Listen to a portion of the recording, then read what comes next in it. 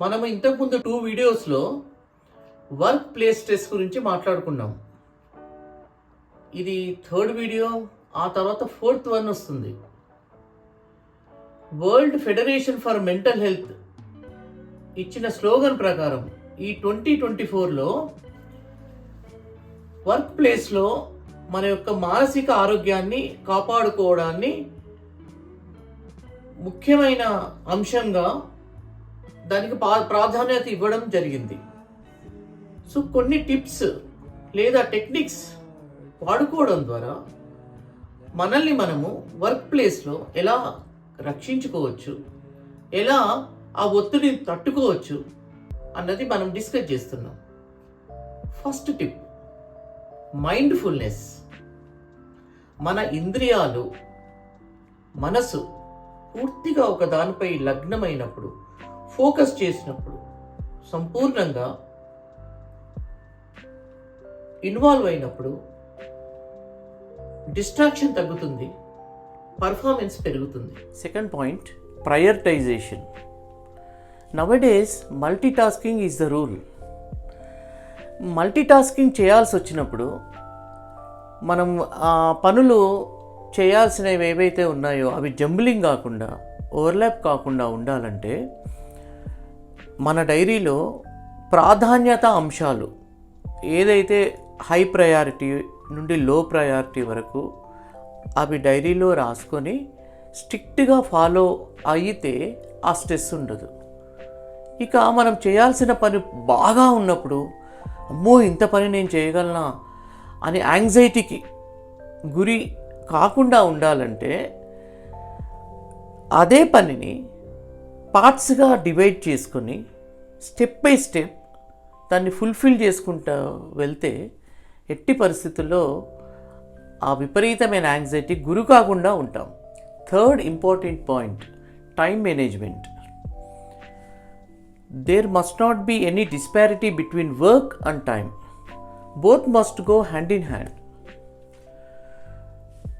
చాలాసార్లు వర్క్ చాలా ఉందని చెప్పి ఒక రకమైన యాంగ్జైటీలో పడిపోయి సరే తర్వాత చేద్దాంలే, ఈ పూట కాకుంటే నెక్స్ట్ ఈవినింగ్ చేద్దాంలే, లేదా రేపు పొద్దున్న చేద్దాంలే అని పోస్ట్పోన్ చేస్తూ ఉంటారు. ఇది స్టూడెంట్స్లో కూడా చాలా ఎక్కువగా కనిపిస్తుంది. దీన్ని ప్రోక్రాస్టినేషన్ అంటారు. ఇది తగ్గించుకోవాలి అంటే మేమేం చెప్తామంటే స్టూడెంట్స్కి ప్రతి హాఫ్ అన్ అవర్కి ఒకసారి ఒక 5 minutes to 10 minutes గ్యాప్ తీసుకోండి. అప్పుడు కొంచెం రిలాక్స్ కండి, మీకు ఇష్టమైన పని చేసుకోండి, మ్యూజిక్ వినండి, లేదా ఫ్యామిలీ మెంబర్స్తో మాట్లాడండి అని చెప్తాం. దీన్ని మైక్రో బ్రేక్స్ అంటారు. అలాగే ప్లాన్ చేసినప్పుడు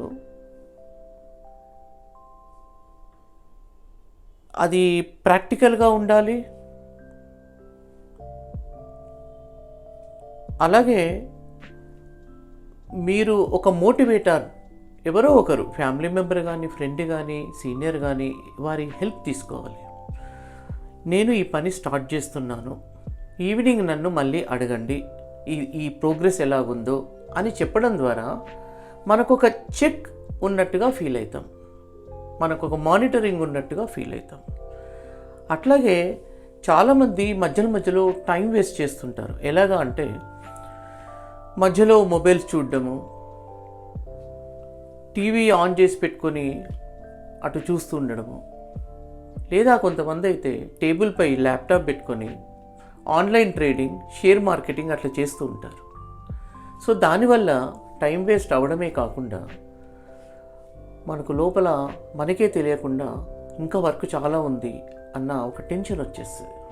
సో ఇవన్నీ పాటించడం ద్వారా టైం మేనేజ్మెంట్ ఎలా చేయాలో అన్న స్కిల్ తెలవడం ద్వారా మనం పనిలో చాలా ఒత్తిడి తగ్గించుకోవచ్చు. కొన్ని సంస్థల్లో, ఇన్స్టిట్యూషన్స్లో బ్రేక్ టైం అని ఇస్తున్నారు. ఆ టైంలో యోగా కానీ, వాకింగ్ కానీ ఎంకరేజ్ చేస్తున్నారు. అంటే రిలాక్సింగ్ టెక్నిక్స్ కొన్ని పాటించడం ద్వారా అప్పటికప్పుడు మనం రిలీఫ్ కావచ్చు. For example, diaphragmatic breathing. And ఇందులో ఊపిరి తీసుకునేటప్పుడు పొట్టను ముందుకంటాము, ఛాతీని ఎక్కువ మూవ్ చేయకుండా పొట్టను మాత్రమే మూవ్ చేస్తాము. ఇన్స్పిరేషన్ అంటే శ్వాస తీసుకున్నప్పుడు పొట్ట ముందుకొస్తుంది, వదిలినప్పుడు లోపలికి వెళ్తుంది.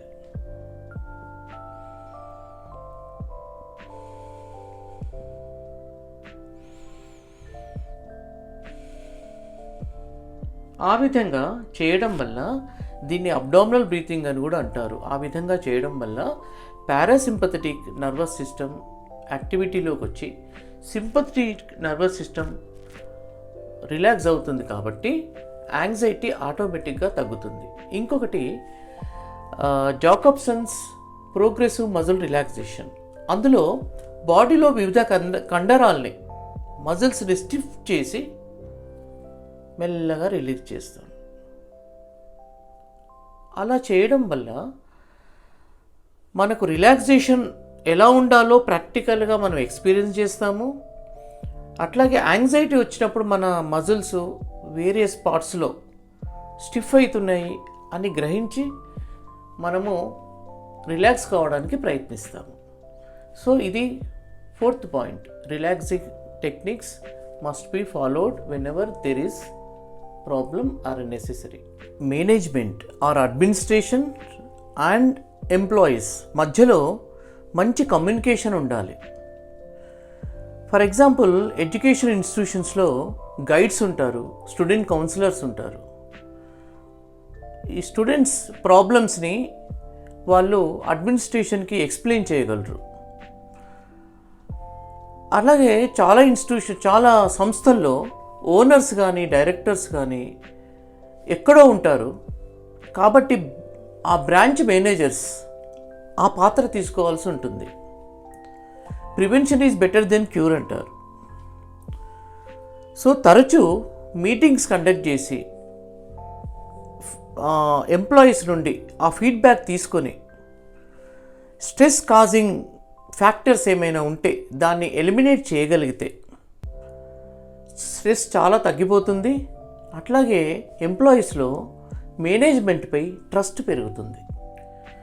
ఈ స్ట్రెస్ అనేది కొందరిలో కొన్ని రకాలుగా మేనిఫెస్ట్ అవుతుంది.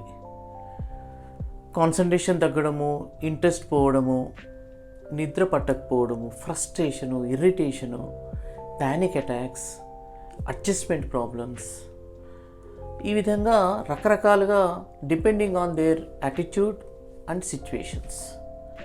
సో దీనిపై మేనేజ్మెంట్కి, ముఖ్యంగా ఆ మేనేజర్స్కి, ఎంప్లాయీస్కు అందుబాటులో ఉన్న మేనేజర్స్కి ఖచ్చితంగా అవగాహన ఉండాలి. అందుకే training sessions for managers is equally important. అందువల్ల ఎంప్లాయీస్లో ఉన్న ఈ లక్షణాలని ప్రారంభ దశలోనే పికప్ చేసి వాళ్ళని ఐడెంటిఫై చేసి వాళ్ళని మోటివేట్ చేయడము, ఎంకరేజ్ చేయడము, వాళ్ళకి మోరల్ సపోర్ట్ ఇవ్వడము, వాళ్ళ సెల్ఫ్ ఎస్టీమ్, సెల్ఫ్ కాన్ఫిడెన్స్ పెరిగేట్టుగా వీరు ప్రవర్తించినప్పుడు ఖచ్చితంగా మొత్తం సంస్థలో top administration, middle management and employees ఈ మొత్తంగా ఒక సపోర్టివ్ ఎన్వైరన్మెంట్ ఫామ్ అవుతుంది. సో ఫ్రెండ్స్, ప్రస్తుతానికి ఇక్కడ ఆపేస్తున్నాను. నెక్స్ట్ వీడియోలో మళ్ళీ అతి త్వరలో కలుద్దాం. By by, all the best.